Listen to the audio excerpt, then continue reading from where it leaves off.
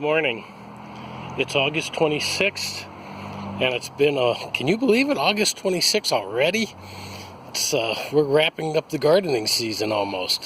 Probably got another probably only September and half of October left. And so here we are in the approaching the end of the gardening season.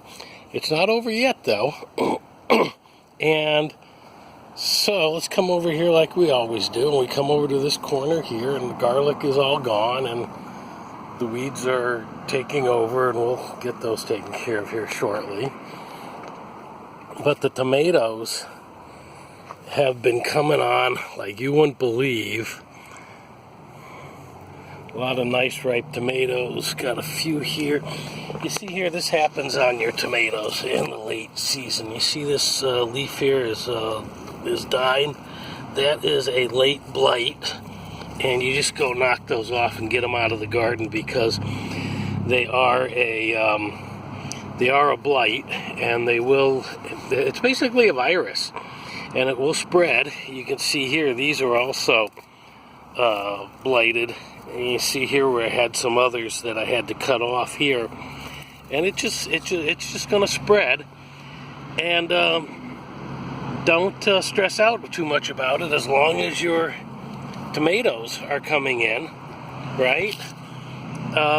Your plant will continue to produce. In fact, the blight will stress the plant and cause it to keep producing, probably even more so. Now, last time we were here in July, this pineapple heirloom was not producing any ripe tomatoes. It is now. We've got some tomatoes here, and we've got a little bit of a blight there. Let's see if we can get this. See that? Isn't that a beautiful colored tomato? It's got like an orange. It's particularly right here where it was leaning against the tomato cage. It's got a little bit of extra orange, but they got that beautiful orange, and kind of when they ripen, it's kind of a variegated, like this one here. This one's almost ready to be picked. It's got this variegated yellow-orange color to it. In case you're wondering what all the strings and lines are, this thing blew over, which I'm rather miffed about because I had, as you can see, I staked off the first tomato plant on this row, but I didn't think to stake off this one, and guess what? It blew over. So, yeah. Let me just get back in there in the tomatoes. You just see all those cherry tomatoes. Cherry tomatoes, well, you can take the early girls, right? And if you get too many of them, you can skin them, blanch them, skin them, throw them in the freezer, and pull them out later and make spaghetti sauce or something. But doing that to cherry tomatoes, kind of not so much. It's a little just too much labor intensive. So my wife, although she eats them, she's also gives them away a lot. We took a bowl and put about 2 quarts of these cherry tomatoes and these. Where do I got a ripe one? Here, you can see what these are. These are pear tomatoes, and so we put those on a potluck table at church, and people just loved them. They just ate them right up. Not one left over. And this right here is let me move my drip watering system. I don't know if you can read that down there. It says Amana Orange. And here's one over here. Just got some little ones right now. I've just picked most of. Here's one here that's green. I just wanted to show you the orange color of them when they're ripe, but I don't have any. So, yeah, they're like a citrus orange color. But yeah, you can see the tomatoes coming in really good. About every second or third day I come out here and just pick a large bowl full of tomatoes.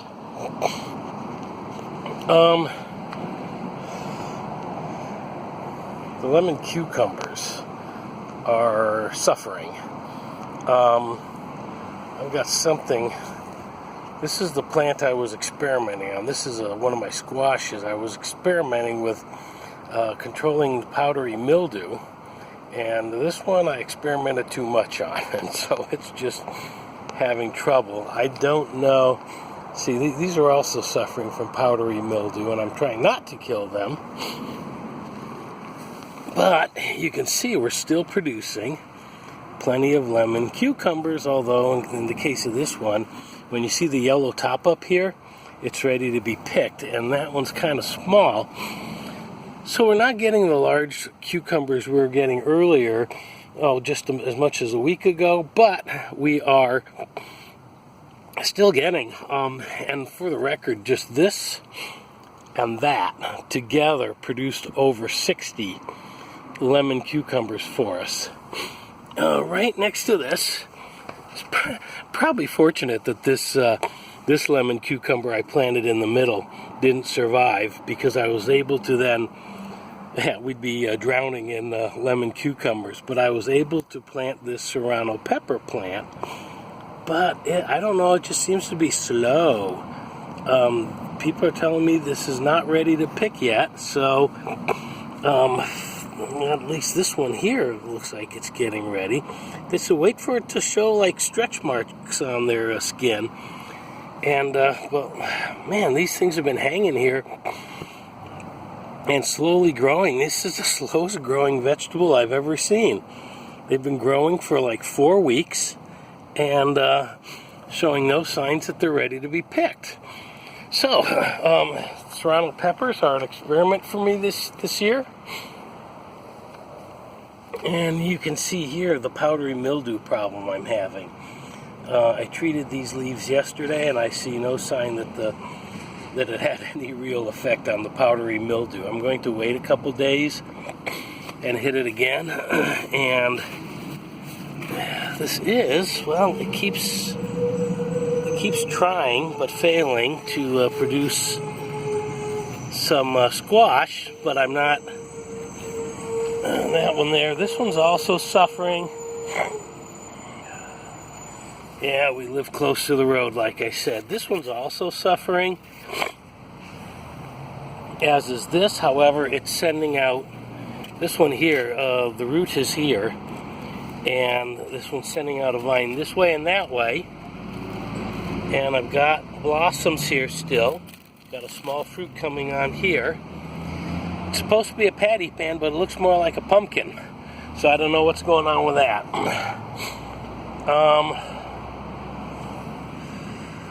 Looks like it's trying to be prolific here.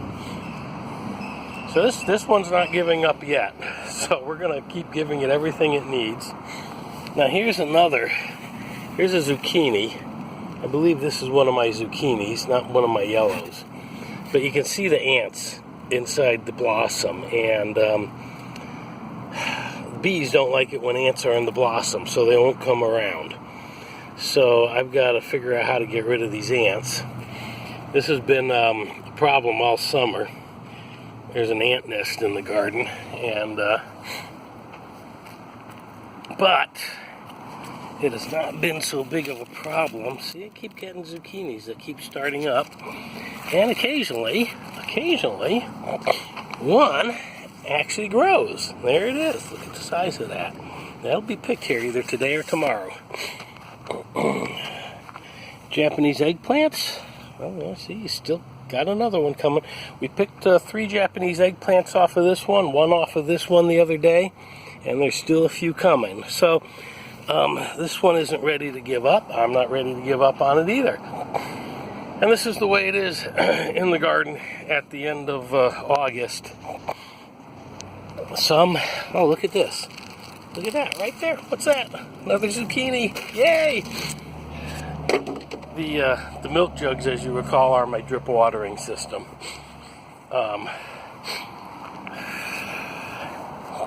This is where the green beans were. They got all blighted, so I pulled them out. Pulled them up yesterday. I have to clean this bed out. Left the vine in because I'm showing signs of budding, so I'm going to let this one again, I'm going to pull the diseased leaves off of it and try to get this vine to do something for me. This is where I had all my lettuce and salad greens. It's been dug up for quite some time. I've only got the companion plants in here. I've got some more lettuce to plant in here, and here is my second go around on pole beans. I'm hoping these things will grow enough so that before October is over, I may have some, I may be able to pick some beans off of this thing. You can see they're doing very well, just climbing around on this this old sweet pea trellis that I built, and this one's just fine. Look at this one going. He's just finding everything he can grab onto, as is this one here. And this one just came halfway up and stopped. So, don't know what's going on. Anyways, yeah, I was going to plant these, and I'll show you. I've got lettuce. And, I did a video a couple weeks ago showing you some of the fall crops I'm going to plant. And the lettuce, I was hoping to have the lettuce starts put in here. But today, tomorrow is supposed to be in the very high 90s, and that will cause lettuce to bolt. So I've moved the lettuce starts indoors where it's cool, and hopefully I'll get them past these next 2 days.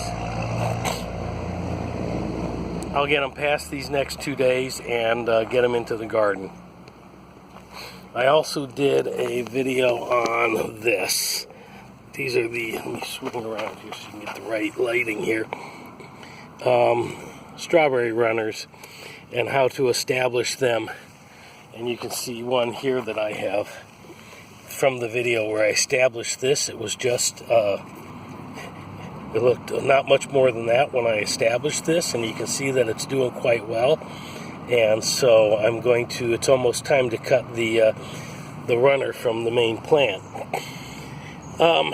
Anyway, strawberries, in order to keep everything under control, you've got to come through here every week or two.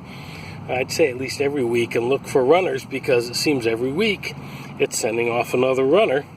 Every week, there we go. Every week or so I find more runners and weeds. So, still needing work. And where is it? Oh, did somebody ate my strawberry? There was a red strawberry in here, but it looks like someone ate it. Something ate it. But yeah, see, we've got some little strawberries in here. So we've got, oh, I see. Oh, ants. Look at that. Ants in the strawberry plants. Well. Ants in the garden get into everything. Okay. So, yeah, I actually had 2 days ago. I had a strawberry plant right in there, and it's gone. So I don't know if an animal came along and ate it or what. But as you can see, I don't have the bird net on here, so that's kind of got to be expected.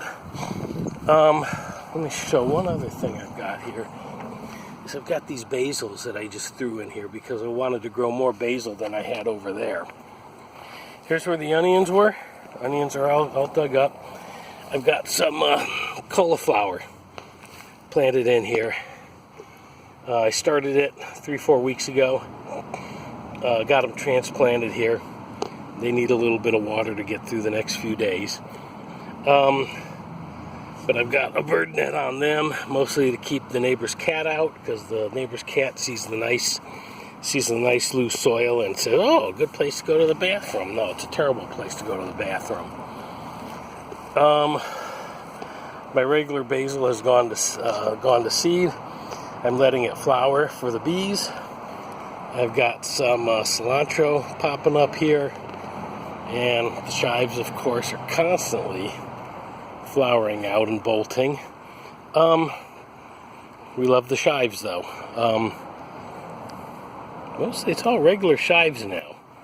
It was supposed to be, the flat ones are garlic chives. These are regular chives, but it seems to be all regular chives now. And we've got oregano. Some of it is flowered. which the bees like. So I left some of it when I cut most of this down to dry it. I left some to grow and bloom again. And then I'm going to come through here. Once this gets a little bit bigger, I'm going to cut this down and get some more dried oregano. Here's the wild oregano that grows in the yard. And this is Swiss chard, and I don't think Swiss chard is going to bolt. So I'm leaving it here. It's underneath this chicken wire because the cats and animals and squirrels like to dig in these pots of dirt, which, as you remember, were my carrot pots. And if you remember from the video a few weeks ago, I planted some carrots in this pot. I didn't get a huge germination success, but that's okay. Any carrot that grows in here is a bonus because I usually don't grow fall carrots, but again, it's an experiment with fall crops. You know, with any kind of gardening, you got to leave yourself room. You got to leave yourself room to experiment. So, so this is one of my experiments in trying to get 2 crops of carrots this year. So there's the garden. August 26th, still producing, but clearly on its way out, and we're trying to squeeze one last set of fall crops out of it, and be back here in about another 4 weeks, and we'll let you know how successful we were at that. So,